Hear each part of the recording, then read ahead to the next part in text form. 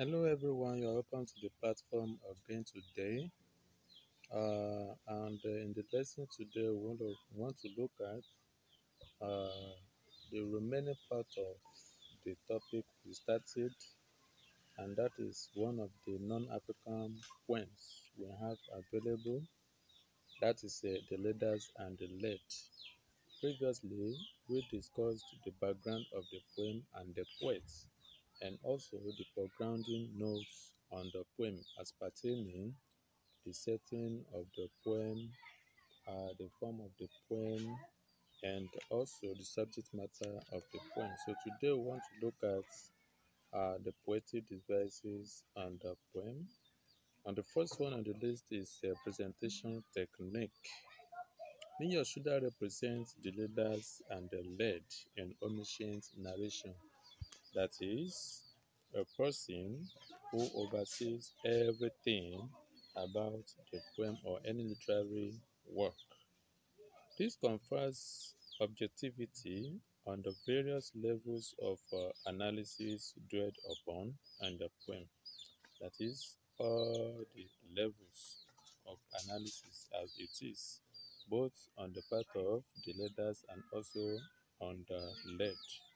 That is that about the presentation technique. The next is imagery in the poem.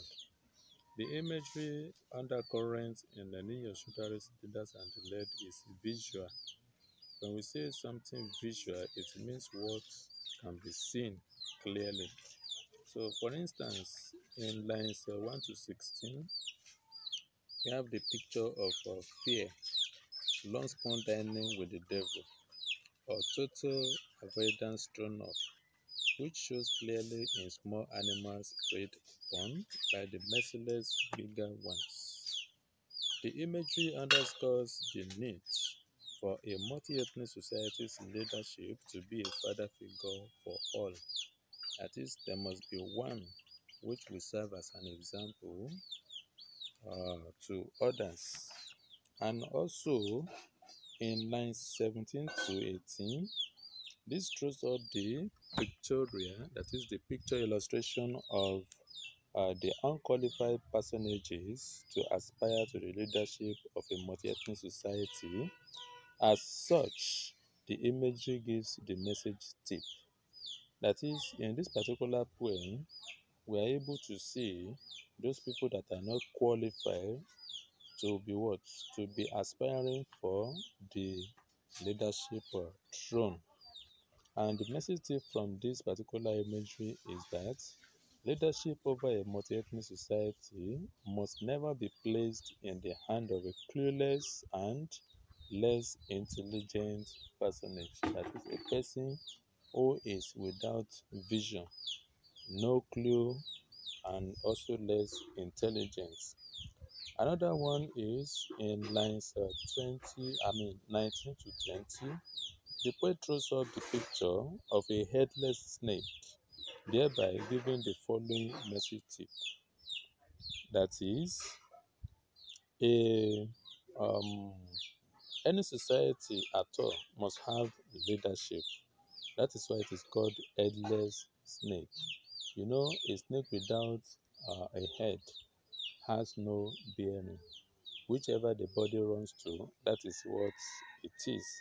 And more so, we have in lines 21 to 22, the picture is thrown up of the need to run a multi-ethnic society with a consensus-wise formulated article of faith. That is, everybody must agree on a particular point.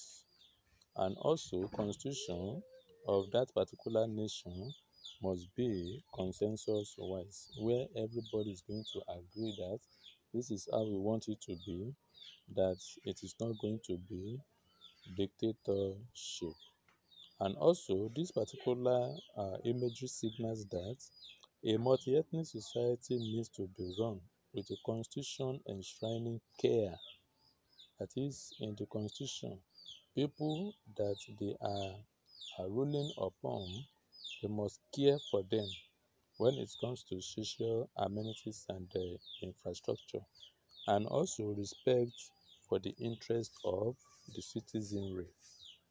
Another one that we have there is in lines 23 to 28. Niyosundare projects an imagery pointing to virtues of honesty. That is, the leaders we have must be honest. Not only that, but also integrity, compassion, insightfulness, intelligence, and also justice. As visages, the leader must always truthfully wear before the led. The imagery tip from this particular message is that the leadership of a multi-ethnic society must be a complete democrat. Yes, a complete democrat and not a dictator or a nepotism inclined ruler. Nepotism in the sense that the ruler is not going to be the one that will favor some people and leave some other people. That is what this means. And more so, finally, lines 29 to 20 throws up a picture of a leader who must believe that the power base of his leadership belongs to the people he leads. That is, such a leader must believe that the power or what is making him a leader is based on people's satisfaction. This is about the imagery in the poem. The next one is a tone. The diction or the choice of words as used by the poet is crafty. That is, the poem are analysis oriented.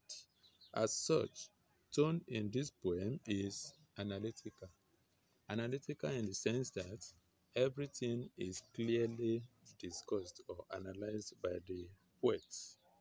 So don't forget that the tone is analytical.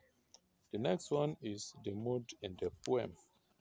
Clearly, the analysis weigh on the scale of balance for both the leader and the led. That is, the justification by the poet is what? Is very, very balanced.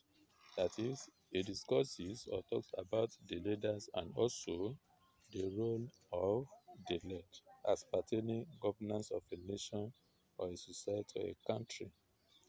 That is that about mood, and the next one, that is the mood in the poem is balanced. And the next one is figures of sounds. And the poem, the leaders and the led. Niyo Shundari does not make any deft attempt to work special reading elements in the poem.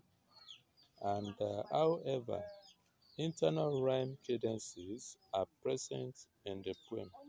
That is, we have the use of alliteration as a device and also parallelism. The case of alliteration in the poem is hybrid of habits. Hybrid, we have H. Habit, we have H as well. That is alliteration. And more so, the case of parallelism in the poem is seen in line 23 and also in line 24.